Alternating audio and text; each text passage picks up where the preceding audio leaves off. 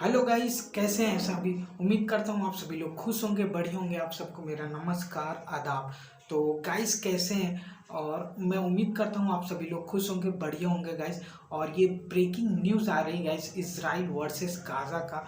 आज हम वो जो वॉर चल रही है बहुत दिनों से, लगभग एक महीने का हो गया, एक डेढ़ महीने का गाइस, उससे अपडेटेड वीडियो आखिर हुआ क्या है गाइस।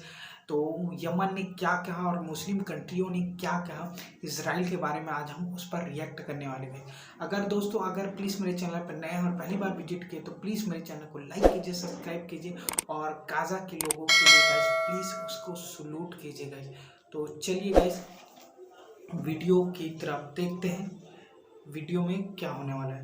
तो स्टार्ट करते हैं गाइस, 1 2 3।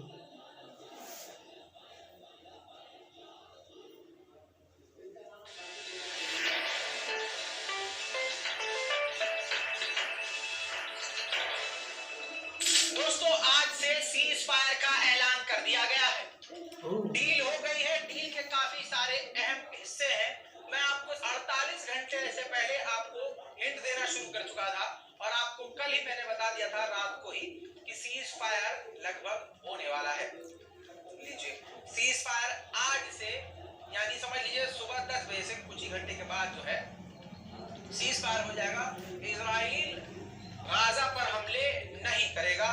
हालांकि इजराइल की कोई गारंटी नहीं है। हालांकि अब आगे देखना है कि सच में क्या इजराइल सच में हमला करना बंद करेगा।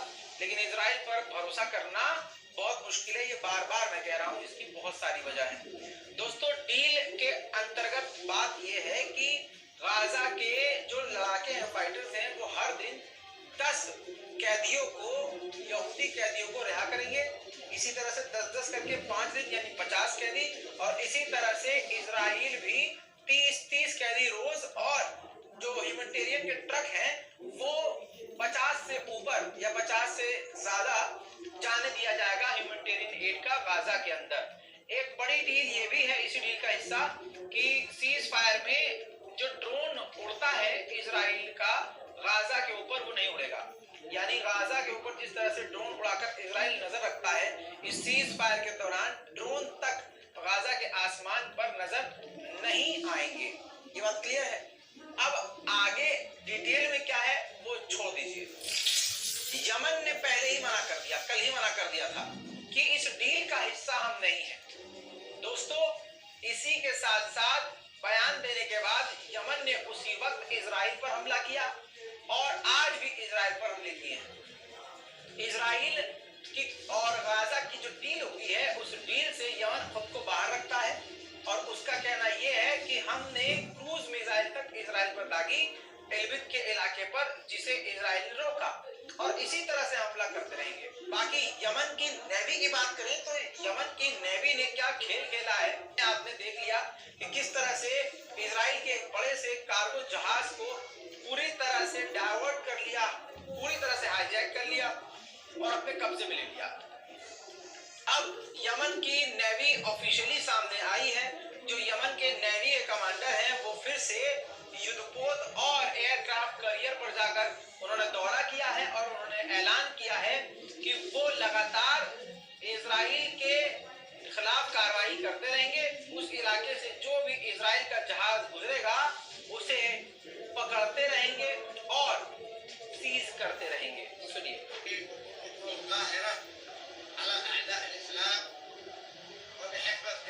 السياسية والعسكرية بقيادة قائد الثورة السيد عبد الملك بدر الدين الحوثي حفظه الله، أصبحت اليمن رائدة في المواقف السياسية والعسكرية، وأثبتت ذلك في مشاركتها في حرب الكيان الصهيوني المجرم مع المقاومة الفلسطينية.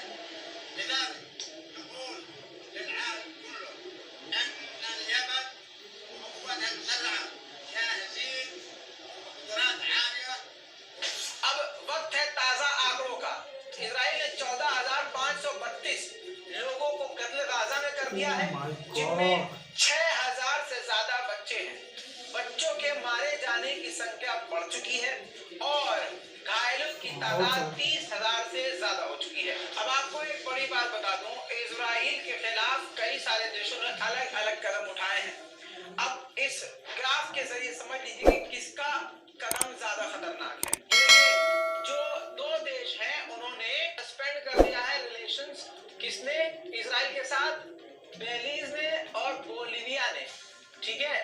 और आगे देखिए उसके नीचे जो है रिकॉल्ड ऑल डिप्लोमेट्स, अपने सारे डिप्लोमेट्स को साउथ अफ्रीका ने इजराइल से बुलाया। और पुश फॉर लीगल एक्शन, 5 ऐसे देश हैं जिन्होंने इजराइल के खिलाफ लीगल एक्शन की मांग करी है। 5 ऐसे देश हैं जिन्होंने लीगल एक्शन की मांग करी है। वो ये है कि south Africa, Bangladesh, Bolivia, Comoros और जिबूती। अब रिकॉल्ड एम्बेसडर, जिन जिन लोगों ने, जिन जिन देशों ने अपने एम्बेसडर को बुलाया है वो ये देश हैं कोलंबिया, चिली, होंडुरास, तुर्की, बहरीन, जॉर्डन, चाड। जो दूसरे देश हैं जिन्होंने स्टेप उठाया है इजराइल के खिलाफ वो है नॉर्वे, बेल्जियम, स्पेन। और आयरलैंड ने इजराइल के खिलाफ वोटिंग करी है कि हमारे देश से तमाम डिप्लोमेट्स इसके निकाल देने चाहिए और इजराइल से रिश्ते खत्म करने चाहिए। अपनी पार्लियामेंट में बात आयरलैंड ने कही और कहा कि इंटरनेशनल क्रिमिनल कोर्ट में इजराइल को घसीटना चाहिए। ये सबसे इम्पोर्टेंट आपको मैंने ग्राफ बताया है, इसको दिमाग में रख लीजिएगा।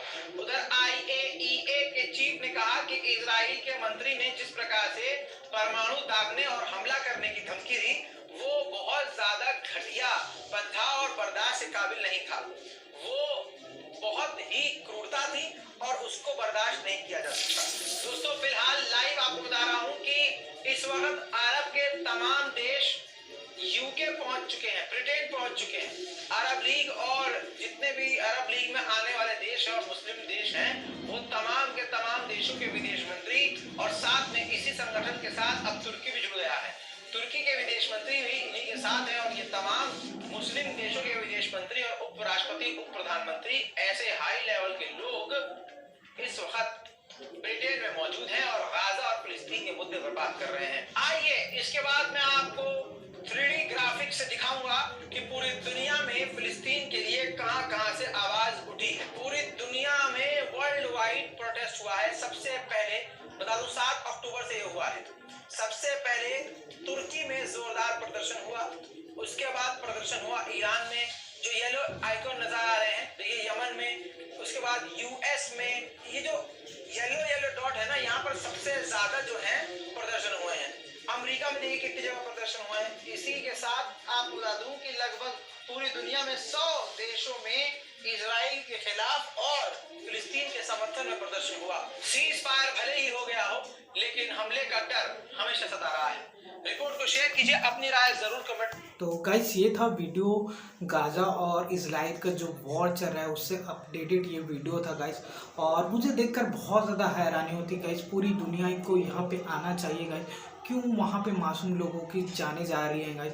लाखों बच्चों को वहाँ पे बेघर किया जाए, लाखों लोगों को उन्हें कत्लो आम किया जाए, लेकिन ये इजराइल मान ही नहीं रहा है गाइस। मुझे लगता है इसको कोर्ट में जरूर कोर्ट में घसीटना चाहिए और कड़ी से कड़ी सजा वहाँ पर उसकी आर्मी को, वहाँ के जो प्राइम मिनिस्टर हैं नेतन्याहू, उनको भी सजा देनी चाहिए कि आपको कोई हक नहीं है गाइस कि आप युद्ध तो कर रहे हैं। युद्ध का मतलब ये नहीं कि आप अपने दुश्मन के साथ साथ उनके निहत्थे सैनिकों को, उनके निहत्थे लोगों को मारे। ये कौन सा युद्ध है गाइस, ये कौन से वॉर है गाइस जहाँ पे मासूम लोगों को वहाँ पे निहत्थे हैं उनको भी हमला करे और पूरी दुनिया, एक बेरहम दुनिया चुप बैठी है गाइस। ऐसे लोगों को तो लटका देना चाहिए गाइस। मैं ये नहीं कहता कि युद्ध सही है गलत, मैं किसी के पक्ष नहीं ले रहा हूँ भाई, लेकिन उन मासूम लोगों को क्या गाइस, वहाँ उन मासूम लोगों का गाइस। और सबसे ज़्यादा मुझे खलते हैं कुछ मुस्लिम देश हैं गाइस अभी भी जो उनके पीछे लगे हैं, पीछे पड़े हैं पालतू कुत्ते की तरह गाइस, जो गाइस। और कुछ मुस्लिम देश हैं जो आज भी स्ट्रॉन्ग कंडेम कर रहे हैं गाइस, लेकिन कंडेम से कुछ नहीं होने वाला। मुझे लगता है और भी उस पर ज़्यादा प्रेशर बनाना चाहिए गाइस पूरी दुनिया को। चाहे ये ह्यूमैनिटेरियन नियम से तो बनाना चाहिए, किस तरह लोगों की जाने जा रही हैं गैस। और ये देखकर बहुत ज़्यादा दुख लगता है गैस। ये बहुत ज़्यादा, मुझे तो बहुत ज़्यादा शर्मिंदा होता है कि कोई कंट्री इस तरह भी कर सकता है गैस। 2 लोगों के लिए आप पूरी क्या दुनिया को मार दोगे क्या पूरी बम से गैस, वो भी निहत्थे लोग, उनकी क्या कर देगा। तो ये था गाइस वीडियो, और आपको पसंद आया होगा। अगर ये वीडियो पसंद आया तो प्लीज़ मेरे चैनल को लाइक कीजिए, सब्सक्राइब कीजिए, और गाजा के लोगों के लिए दुआ भेजिए गाइस। उम्मीद करता हूँ मिलते हैं नेक्स्ट वीडियो में।